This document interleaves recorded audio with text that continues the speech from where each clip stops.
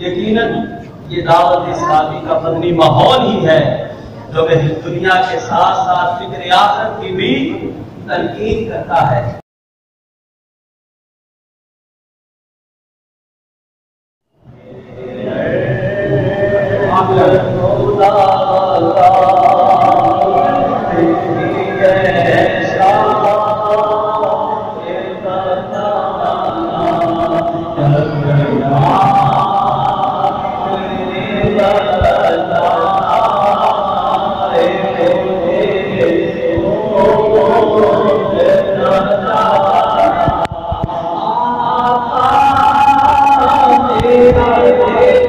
उम्मीद है हमारी आज की वीडियो आपको बहुत पसंद आई होगी।